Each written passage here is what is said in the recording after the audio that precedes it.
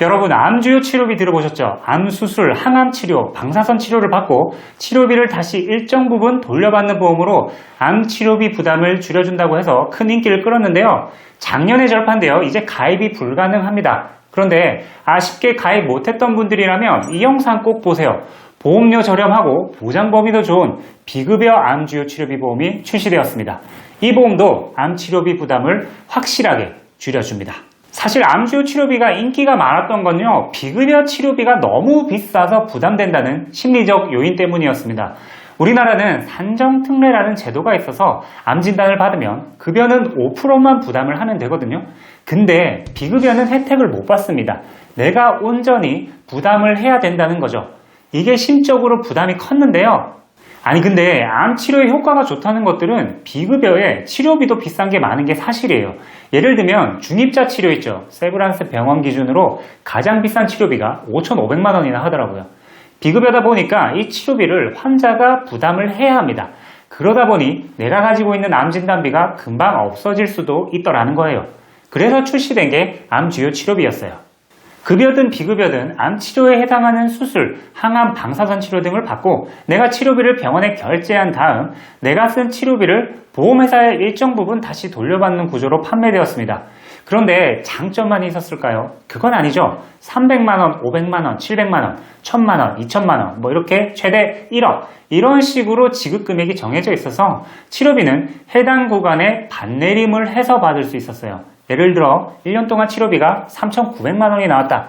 그럼 3,900만 원 다 받는 건 아니고 3,000만 원만 받는 거죠. 이렇듯 그렇게 좋다는 암주요 치료비도 자기 부담금이라는 단점은 있었는데요. 자, 오늘 말씀드린 비급여 암주요 치료비 보험은요, 그냥 가입 금액을 지급하는 구조입니다. 맞아요.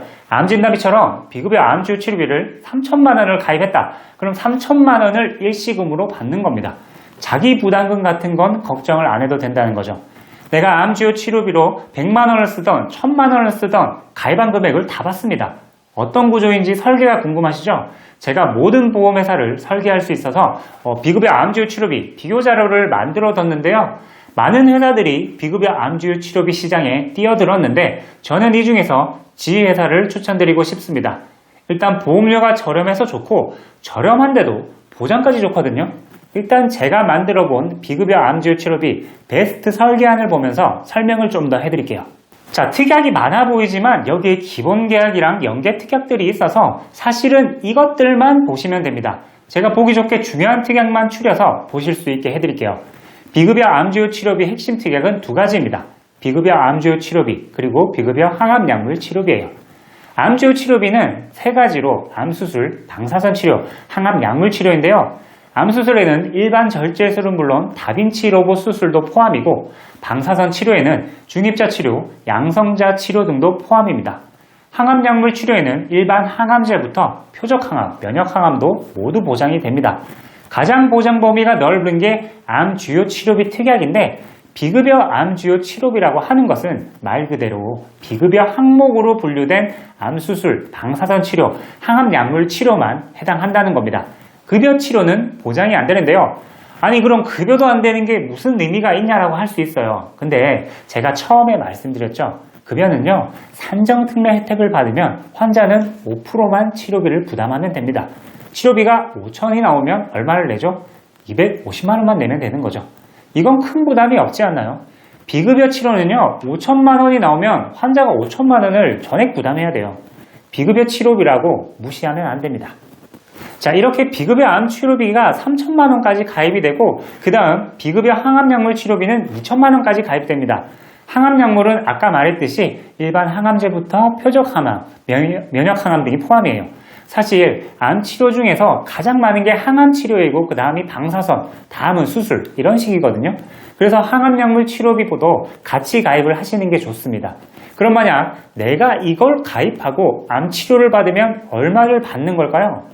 제가 암 진단을 받고 비급여 암 수술을 했어요. 그럼 얼마 지급될까요? 3천만 원입니다. 비급여 암주요 치료비에서 수술비가 나오죠. 수술은 항암약물 치료가 아니니까 이 특약에서는 나오지 않아요.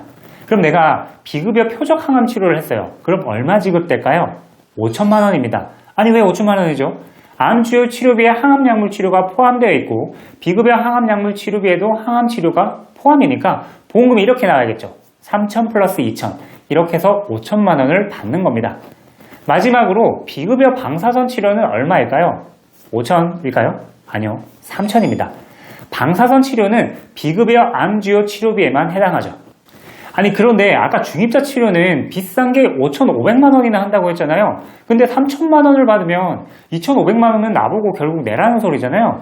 그래서 이것도 추가를 하시는 게 좋습니다. 항암 방사선 약물 치료비랑 항암 중입자 방사선 치료비예요. 항암 방사선 약물 치료비는요, 급여 비급여 항암 치료와 방사선 치료를 보장합니다. 따라서 내가 중입자 치료를 받아도 항암 방사선 약물 치료비에서 보험금을 받을 수 있어요. 제가 1천만 원 넣어놨죠? 아까 비급여 암주요 치료비 3천만 원을 합치면 4천만 원이네. 근데 중입자 치료받기는 부족한 것 같은데. 근데 진짜 마지막 항암 중입자 방사선 치료비가 있습니다. 이건 진짜 중입자 치료만 보장하는 특약인데요. 얼마가 들어가 있죠? 5천만 원 지급입니다. 그러니까 이렇게 가입을 하고 내가 중입자 치료를 받잖아요. 그럼 3천, 1천, 5천 합산 9천만 원을 받을 수 있는 거죠. 표적 항암 치료를 했다. 그러면 3천, 2천, 1천 이렇게 총 6천만 원이 지급되는 거고요. 이해가 되시죠? 자, 그럼 이렇게 가입했을 때 보험료는 얼마일까요? 40세 남성 기준으로 월 22,601원입니다. 보험료 정말 괜찮지 않나요? 여러분들이 암진단비 9천만 원, 6천만 원 가입하려면 얼마나 들 것 같아요? 제법 비쌉니다. 그래서 우리는 이제 치료비 보험으로 암 치료비를 커버해야 합니다. 보험회사도 그걸 알고 비급여 암 치료비를 출시했고 여러분도 암 진단비만으로 암 치료를 받기에는 부담이 있는 걸 아실 거예요. 요즘은 암 진단비보다 이렇게 저렴하게 암 치료비를 가입하는 게 트렌드인 것 같습니다.